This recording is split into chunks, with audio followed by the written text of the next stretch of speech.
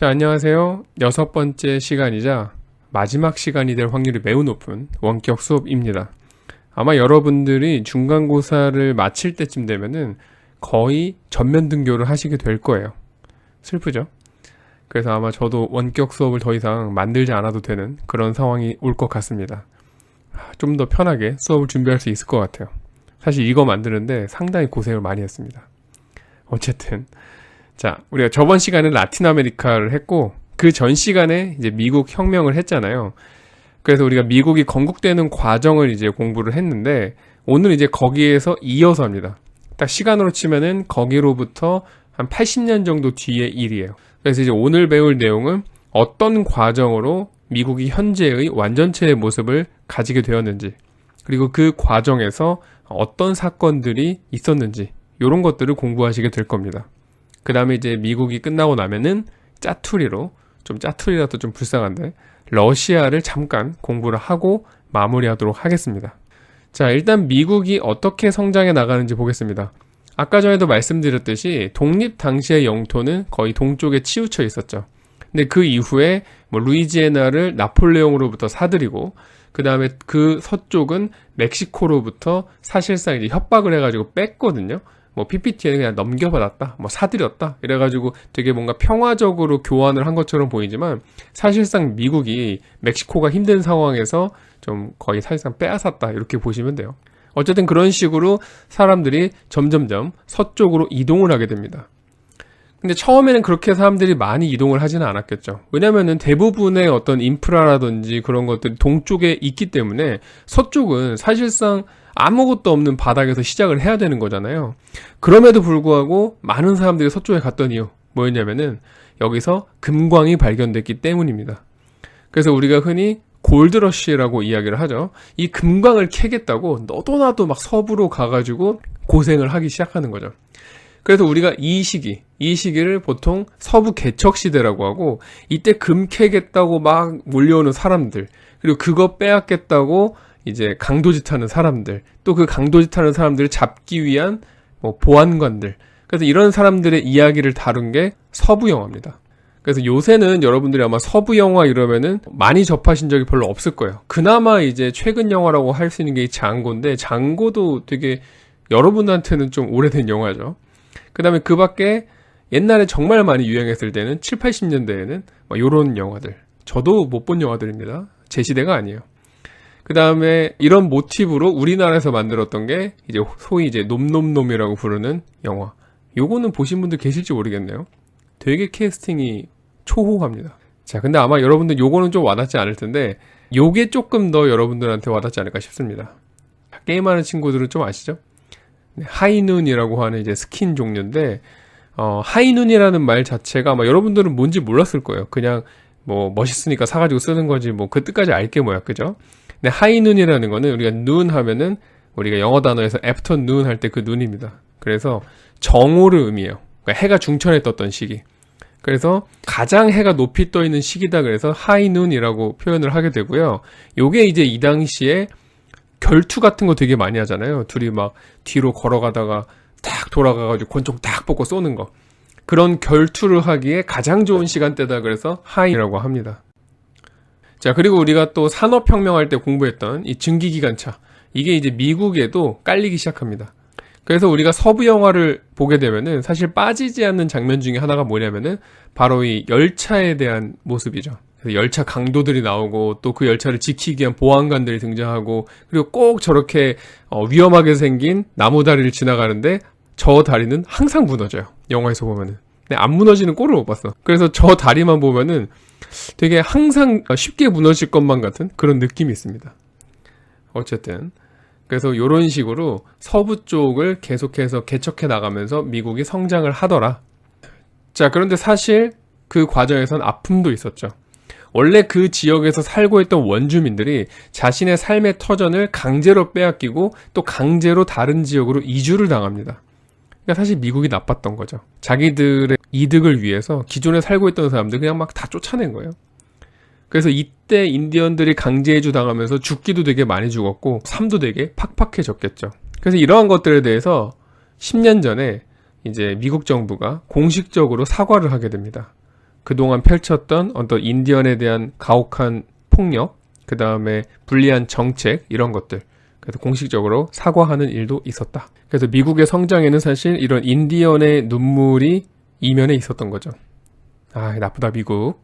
자, 그럼 이제 이 미국이 이렇게 정말 탄탄대로로 성장만 했느냐 하면 또 그렇지만은 않습니다.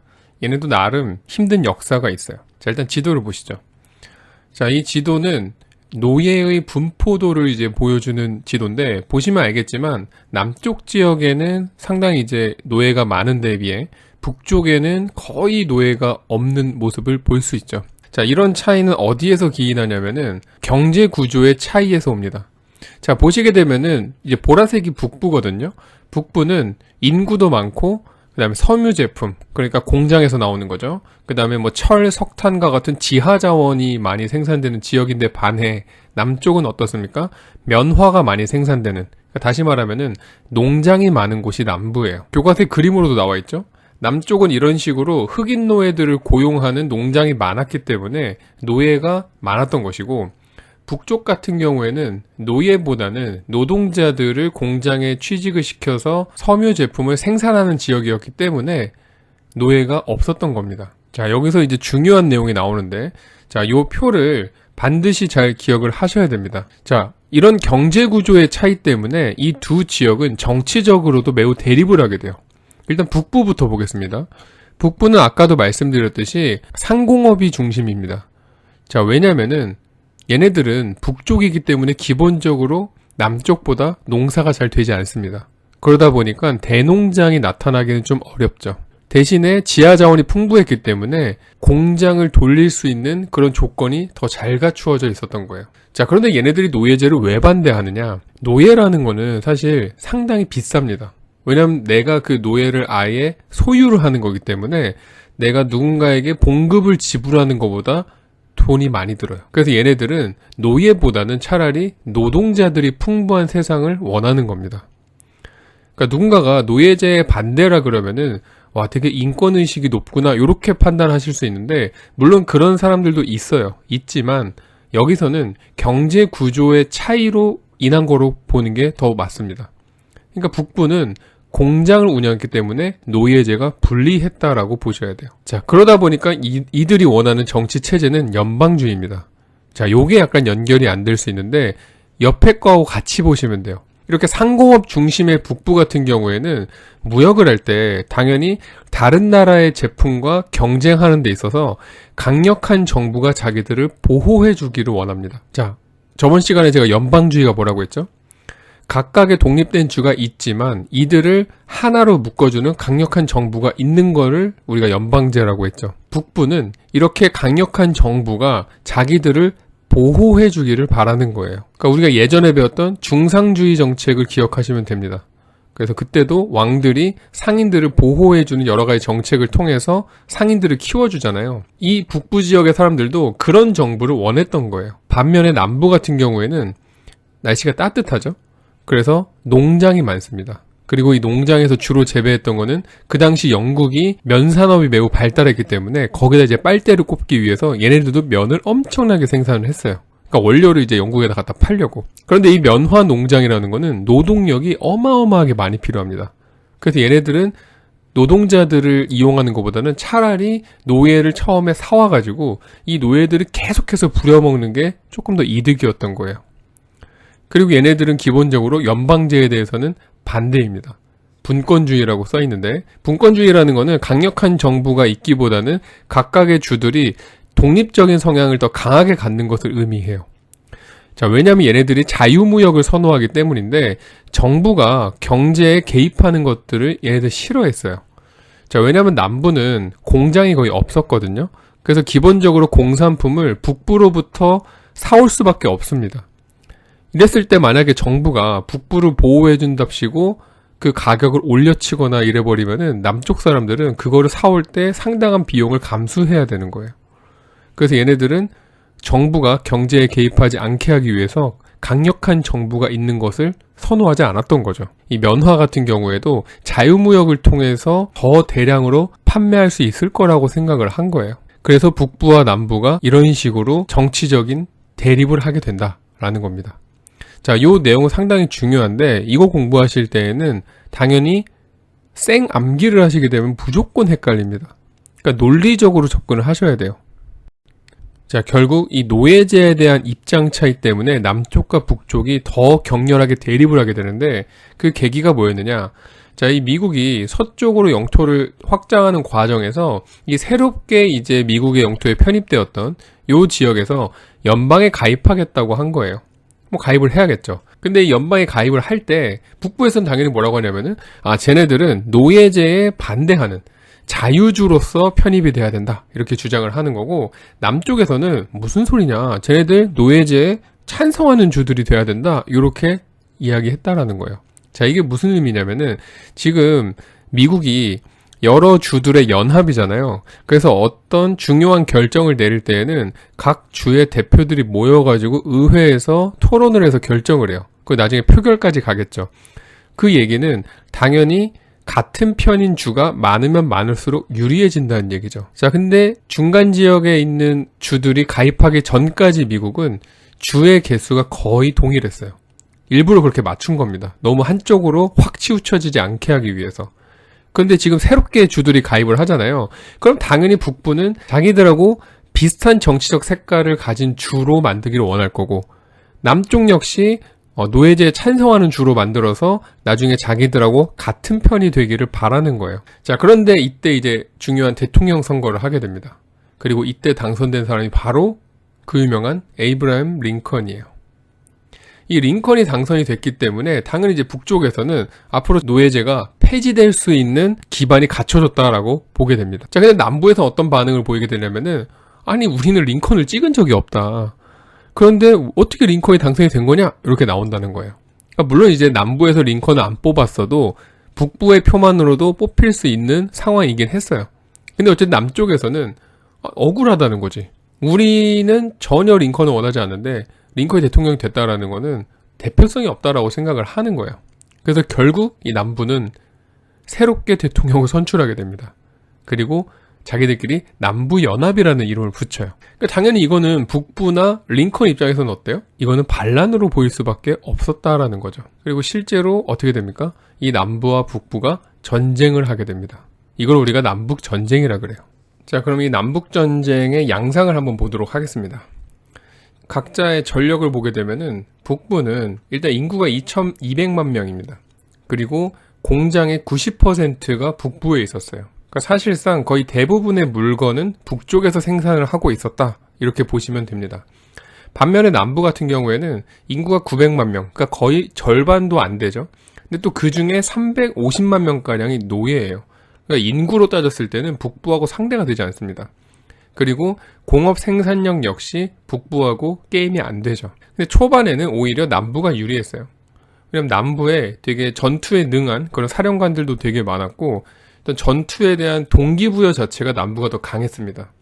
왜냐면은 북부가 이제 노예제 폐지를 주장하면서 어떻게 보면 남부에 있는 사람들의 권리를 빼앗고 있는 그런 실정이었거든요.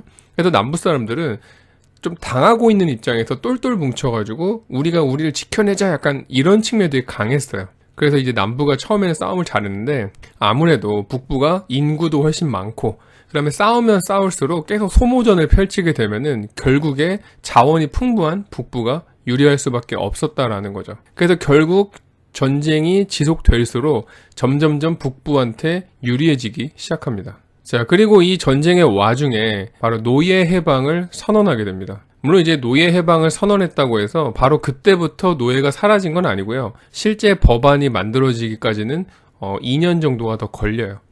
근데 어쨌든 북부에서는 노예 해방을 선언함으로써 뭘 얻게 됐냐면 명분을 얻게 되는 겁니다. 그러니까 당시에 어떤 자유주의의 사상이 많이 불고 있는 그런 분위기 속에서 북부는 인간의 어떤 자유와 평등을 수호하기 위해서 싸우는 거다라는 명분을 만들 수가 있었어요. 물론 그 이면에는 경제적인 구조 때문이라고 아까 제가 말씀을 드렸지만 어쨌든 얘네들이 외치고 있는 노예 해방이라는 구호 자체는 너무 명분으로 그럴듯했기 때문에 뭐 영국이나 프랑스도 개입을 해가지고 북부를 괴롭히는 그런 상황이 나오기가 힘들었던 거예요. 그러니까 쉽게 얘기하면은 야, 누가 착한 놈이야? 누가 나쁜 놈이야? 했을 때 북부는 나 노예 해방하는데 내가 착한 놈 아니겠어? 이렇게 얘기할 수 있는 상황이었다라는 거예요. 자, 그리고 결정적으로 이제 북부가 유리해지게 된 계기가 바로 이 게티즈버그라는 전투입니다. 게티즈버그 전투 이후에 북군이 남군을 압도하기 시작을 해요. 그리고 이때 링컨이 이 게티즈버그 전투에서 전사한 이 병사들을 위해서 했던 연설이 매우 유명하죠. 이게 이제 게티스버그 연설이라 그래서 아마 들어보신 분들이 많을 거예요. 가장 유명한 구절이 마지막 구절이죠. Of the people, by the people, for the people. 요거 한 번쯤은 다 들어보셨죠? 요게 여기서 나온 연설입니다. 이게 전문이 그렇게 길지 않거든요. 한번 나중에 찾아서 읽어보세요. 이때 사실은 링컨만 연설했던 건 아니고요. 링컨 앞에서도 연설했던 사람이 한 명 더 있어요. 그 사람의 연설도 되게 훌륭했다고 하거든요. 근데 우리는 그 사람의 연설을 기억하지는 않잖아요. 심지어 그 사람 이름도 기억을 못하죠. 물론 그건 이제 링컨이라는 사람이 워낙에 이제 위대한 인물이기 때문이기도 하지만 뭐가 중요하느냐, 이 전에 했던 사람은 연설을 2시간 동안 했어요.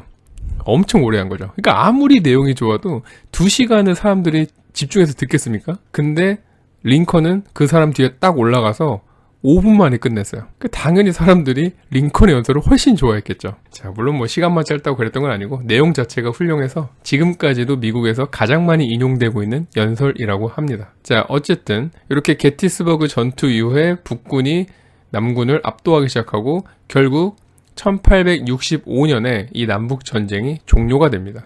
자, 그러니까 이 남북 전쟁의 과정에서 대통령직을 수행했던 이 링컨이라는 인물, 그러니까 당연히 미국에서는 이 링컨은 어떤 의미를 가지고 있습니까? 미국이라는 나라의 정체성인 이 연방제를 수호한 대통령이 되는 거예요. 그러니까 우리가 미국은 처음에 독립된 주들의 연합으로 시작을 했기 때문에 사실 좀 불안감이 있죠. 언제든지 얘네들은 깨질 수 있는 사이라는 거예요. 실제로 이 남북 전쟁을 통해서 그 가능성이 보인 거죠. 그런데 링컨이 이 남북 전쟁을 어쨌든 종료시킴으로써 미국이 다시 쪼개질 수 있는 상황 자체를 막은 겁니다. 그래서 지금 우리가 하나된 미국을 보고 있는 게 이 링컨의 공이라고 미국 사람들은 생각을 하는 거예요. 만약에 이때 그 남북전쟁이 더 길어져가지고 교착 상태로 머물렀으면은 미국이 지금 쪼개져 있을지도 모르죠. 아, 그랬으면 더 좋았을 텐데. 자, 그 다음에 링컨이 또 했던 게 뭡니까? 바로 노예제를 폐지했다라는 건데, 이게 이제 미국이 가장 중요하게 여기는 어떤 인간이 반드시 누려야 할 어떤 자유라는 가치를 실현시킨 인물이기도 한 거예요. 그러니까 링컨은 지금 현재 미국이라는 나라의 정체성을 완성한 사람이라고도 볼 수 있는 겁니다. 그러니까 당연히 링컨이 인기 투표했을 때 1위를 할 수밖에 없었다라는 거죠. 자, 그런데 이제 사실은 링컨은 남북전쟁이 종료되기 직전에 암살을 당하게 됩니다. 이 비극적인 최후를 맞이했을 때 또 그 안타까움이 되게 크잖아요. 그런 측면에서도 이 링컨에 대한 사람들의 안타까움, 요게 또 인기에 또 크게 반영되고 있는 게 아닌가, 또 그런 생각을 해봅니다. 자, 우리가 지금 링컨 뽕이 너무 차오르는 것 같으니까 제가 좀 그 반대되는 이야기를 또 하나 해드릴게요. 링컨에 대해서는 논란이 되게 많은데 그 중에 하나가 링컨이 실제로 노예제를 반대했느냐에 대한 논란이 있어요. 왜냐하면 링컨이 대통령이 되기 전까지만 해도 이 노예제를 옹호하는 듯한 발언을 몇 번 한 적이 있습니다. 그래서 이제 사람들이 링컨이 비록 어떤 정치적인 목적 때문에 노예제를 반대했지만 이 사람 사실은 노예제 속으로는 반대하지 않았을걸? 이렇게 주장하는 사람들도 있어요. 근데 물론 링컨이 노예제를 폐지하는 과정에서 그 법안을 통과시키기 위해서 엄청나게 노력을 했던 것도 사실입니다. 그래서 링컨의 속내가 뭔지는 링컨 본인만 알겠죠. 근데 한 가지 확실한 거는 링컨이 어떤 흑인의 인권 자체를 백인의 인권만큼이나 동등하게 생각하지는 않았던 것 같아요. 링컨의 어떤 발언들을 보면은 이 노예제를 폐지시킨다 하더라도 이 흑인의 인권이 백인의 인권과 비슷한 수준이 되지는 않을 거다라고 이야기를 합니다. 그래서 백인의 어떤 우위를 인정을 해요, 링컨은. 그래서 사실 그런 것 때문에 최근에 그 흑인들 인종차별 문제로 인한 시위가 벌어졌을 때 링컨 동상을 철거하자라는 주장도 실제로 있었어요. 그 실제로 철거된 지역도 있습니다. 그래서 그걸 보면은 우리가 저번 시간에 배웠던 콜럼버스 동상과 관련해서도 참 역사라는 게 누구의 관점에서 보느냐, 또 어떤 시간대에서 보느냐에 따라서 이 평가가 뒤바뀌기도 한다는 거죠.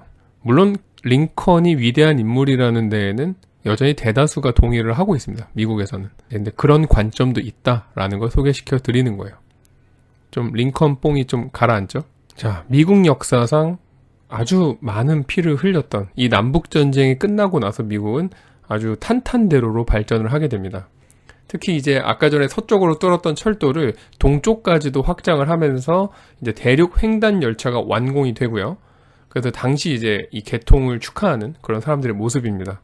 그리고 그 이후에 미국은 이제 석유도 막 여기저기서 발견이 되고, 그래서 이런 철도와 석유를 바탕으로 경제가 매우 큰 폭으로 발전하게 됩니다.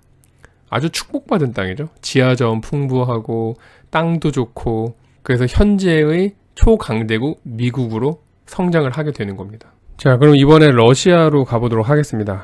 좀 시간이 많이 오버됐기 때문에 러시아를 최대한 제가 빨리 해드릴게요.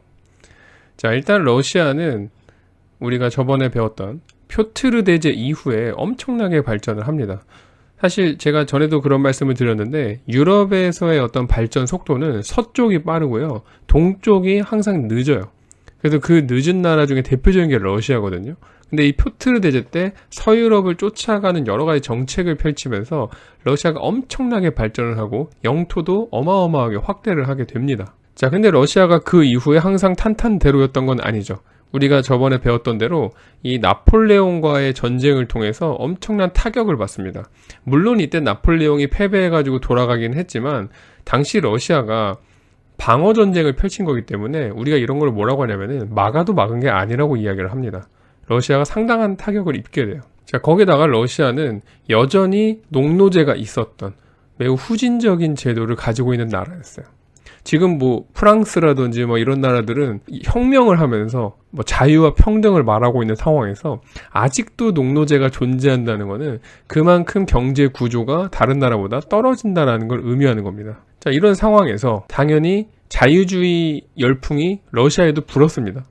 그래서 실제로 젊은 장교들이 이대로 가다가 우리나라 안 되겠다 해가지고 자유주의의 사상에 입각해서 반란을 일으키게 되는데, 이거를 데카브리스트의 봉기라고 하고요. 뭐 교과서에는 안 나옵니다. 그냥 참고 삼아서 러시아에서도 어떤 자유주의적인 움직임이 있었구나, 그냥 이해만 하세요. 근데 실패를 했죠. 이게 실패를 합니다. 자, 그 이후에 이제 러시아는 자신의 세력을 더 뻗치기 위해서 남하 정책을 펼치게 돼요.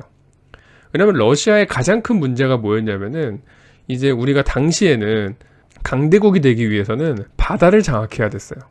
왜냐면 무역이 매우 중요했기 때문에. 그리고 매우 먼 지역에서도 전쟁을 많이 했죠. 근데 그런 지역에 군인을 파견하려면 반드시 바다를 이용했어야 됐기 때문이에요. 근데 러시아의 문제는 뭡니까? 너무 북쪽이 추워가지고 겨울이 되면 다 얼어붙기 때문에 항구로 쓸만한 곳이 없었다라는 거예요. 그래서 이 러시아의 목표는 항상 뭐냐면 얼지 않는 항구를 갖고 싶다라는 게 소원이에요. 그래서 여기저기 남쪽으로 다 내려갑니다. 우리가 여기선 배우지는 않지만 실제 한국사에서도 이제 러시아가 남하를 하면서 조선을 압박해오는 그런 시기가 또 있어요. 자, 그런데 이때 러시아가 선택했던 루트는 어디였냐면은 이쪽입니다. 자, 이쪽이 크림반도라고 하는 것이고, 그래서 이거를 크림 전쟁이라고 하는데, 시작은 러시아와, 자, 이 나라 어디일까요? 오스만 투르크입니다. 오스만 투르크가 사실은 유럽의 왕자라는 별명을 가지고 있을 정도로 아주 강력한 나라였는데, 이때쯤 되면은 점점점 뒤처지면서 별명이 이제 유럽의 환자가 돼요. 그런데 이제 이 오스만 투르크를 노리고서 러시아가 남하를 하게 된 겁니다. 자, 그러자 누가 등장했느냐? 영국과 프랑스가 등장합니다. 영국과 프랑스는 어쨌든 러시아가 아주 땅이 넓고 인구가 많았기 때문에 전쟁을 했을 때는 상당히 파워가 있는 나라거든요. 그래서 러시아가 만약에 얼지 않는 항구까지 얻게 된다면은 너무 성가실 거라고 생각을 한 거예요. 거기다가 당시 오스만 투르크가 가지고 있던 영향력이 매우 컸기 때문에 오스만 투르크가 무너졌을 때 그 공백을 걱정했던 게 영국과 프랑스입니다. 그래서 영국과 프랑스가 바로 오스만 투르크를 도와주게 되고, 결국에 러시아는 이 영국과 프랑스 때문에 퇴각을 하게 됩니다. 패배를 한 거죠. 그리고 이 크림 전쟁의 패배로 인해서 러시아는 드디어 자각을 하게 됩니다. 아, 우리나라 겁나 약하구나 라는 걸 자각을 하게 돼요. 그리고서 나타난 황제가 바로 알렉산드르 2세입니다. 이 알렉산드르 2세는 우리가 언제까지 이렇게 후진국처럼 살아가야 되느냐, 그래서 여러 가지 개혁을 해요. 가장 대표적인 게 농노를 해방하게 됩니다. 다른 나라보다 한참 늦었죠. 그러니까 이 농노 해방 시점이 미국이 노예제를 폐지한 시대랑 거의 비슷해요. 그래서 농노를 해방하면서 이제 새로운 시대로 가게 되고, 그 다음에 이제 지역 주민들이 의견을 반영하기 위해서 지방 의회를 설치하게 됩니다. 그 다음에 이뿐만 아니라 뭐 군사 부문에서도, 재정 부문에서도, 사법 부분에서도, 교육 부분에서도 우리가 이걸 뭐 하나하나 하게 되면은 공부할 것만 많아지죠. 그냥 아주 많은 분야에서 여러 가지 개혁을 했구나, 일 많이 한 황제구나, 이런 식으로 이해를 하시면 돼요. 그런데 안타깝게도 매우 급진적이었던 무정부주의자들에 의해서 결국 이 알렉산더 2세는 암살을 당하게 됩니다. 알렉산더 2세가 되게 암살 위협을 많이 당했다 그래요. 근데 결국에는 그 여러 위협 중에 한 번을 이겨내지 못하고 죽게 됩니다. 자, 그러면서 이제 러시아는 그 이후에 다시 또 이런 자유주의를 탄압하고 조금 후진적인 면모가 나타나기는 하지만, 그래도 어쨌든 알렉산드르가 많은 걸 개혁한 덕분에 그래도 좀 더 발전하는 방향으로 나아가게 됩니다. 자, 그 중에서 우리가 기억해야 될 개념 하나만, 당시에 이제 농촌의 사람들이 너무 이 개혁에 대해서도 무지하고 세상이 어떻게 바뀌는지에 대해서 잘 모른다고 생각이 되니까 많은 지식인들, 우리가 흔히 나로드니키라고 부르는데, 이 사람들이 농촌 속으로 들어가서 이 농민들을 깨우치는 운동을 전개합니다. 이거를 브나로드 운동이라 그래요. 그러니까 브나로드가 농민 속으로라는 의미가 됩니다. 근데 이게 잘 되진 않았죠. 왜냐하면 농민들은 이런 거에는 별로 관심이 없었어요. 그러니까 난 뭐 농사만 지면 되는데, 그러면서 오히려 이런 브나로드 운동 하는 사람들을 신고해가지고 잡아가게 하는 그런 경우도 많았다고 합니다. 그리고 이 브나로드 운동은 우리가 아직은 배우지 않았지만 나중에 저희가 한국사, 일제강점기를 공부하게 될 때 우리나라에서도 이런 형태의 운동이 등장합니다. 그러니까 러시아 영향을 받은 거죠. 이건 그냥 뭐 교양으로 알아두세요. 자, 이 러시아는 결국 이 시베리아 횡단 철도를 만들고 나서 급격하게 발전을 하게 됩니다. 참고로 이제 나중에 우리나라가 통일하잖아요. 그러면은 우리나라에서 기차를 타고 런던까지 갈 수가 있습니다. 물론 상당히 오래 걸리겠죠. 근데 한 번쯤 이런 거 해보고 싶지 않나요? 되게 재밌을 것 같아. 우리나라에서 출발해서 런던까지 기차로 타고 간다면. 러시아는 여기까지입니다. 별 내용이 없었죠. 자, 그럼 오늘 배운 거에서 뭐가 중요하느냐, 몇 개만 좀 포인트를 집어 드리자면은, 남북전쟁이 일어나게 된 배경이 일단 중요하겠죠. 특히 남부와 북부가 왜, 어떻게 견해가 차이가 났는지, 이거를 잘 기억을 하셔야 됩니다. 그 다음에 또 링컨의 업적 같은 것도 기억하시면 좋겠죠. 이 러시아 같은 경우에는 이제 크림 전쟁의 양상 정도는 기억해 주시면 좋을 것 같고, 그 다음에 알렉산드르 2세라는 인물까지는 알아두면 좋겠죠. 자, 오늘 이제 마지막 원격 수업이었고, 조금 수업이 지금 제가 아직 편집을 하기 전이긴 하지만 긴 걸로 추정이 되는데, 들으시느라 고생 많으셨고, 다음 주에 학교에 오시면은 그때 한 번 더 제가 쭉 정리를 해드리도록 하겠습니다. 자, 그동안 수고하셨고, 저한테 하는 말입니다. 저 수고했다고요? 다음 주에 뵙겠습니다. 안녕.